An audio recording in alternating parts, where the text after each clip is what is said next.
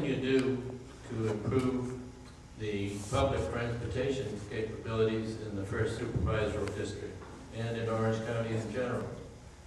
And we'll start with Mr. Diaz. We already passed Proposition M. We should have the money to, to keep working in solving the transportation in the county.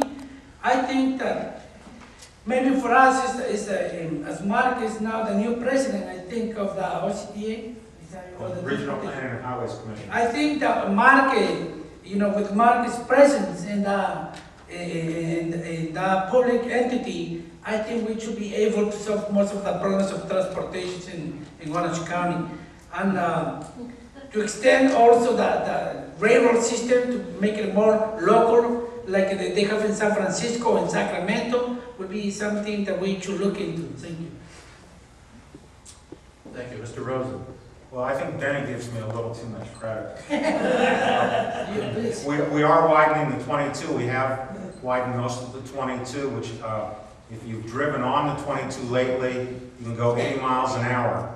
The problem is getting onto the 22 from some of the streets in Garden Grove, and we're actively pressing on that to get those streets opened up. We're going to have bus rapid transit starting in the next year and a half on Harbor Boulevard, which will be essentially express buses, not the buses that stop at every block, but buses that take you from here to there. You go 5 miles or 10 miles before you stop to try to alleviate the traffic. Metrolink, which is the rail, there's the spine of the rail in Orange County. OCTA has propounded plans to give cities incentives to try to link up to Metrolink. We're making incremental changes to transportation to try to make it easier. On the let me talk about the 22 freeway again. One of the things we've done on the 22 freeway on the carpool lane is to have instant access to the carpool lanes rather than those double lines that you have to, so it's easier to get into the carpool lanes, easier to get out, and we proposed that on non-peak traffic, they open up completely to all traffic. One thing I'd like to do is to experiment with the carpool lanes and have the 22 freeway or one of these freeways where you open them up all the time and see if traffic goes more smoothly. Mr. Bustamante. Thank you. Ladies and gentlemen, more people are moving to Orange County than are moving out. That is a fact of life. So any politician that tells you if we do this and do that, traffic's going to get better.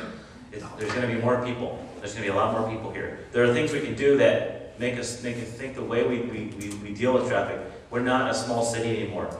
We're a huge metropolitan area. One of the things we can do is we can do one-way streets, reversible one-way streets. In the morning they're one way, in the afternoon they're another. They work great in big cities. We've got the largest public works project going on right now in our city, Bristol Widening. It's a $250 million project that we're very proud to support here in Santa Ana. It's going to make Bristol a really nice north-south corridor.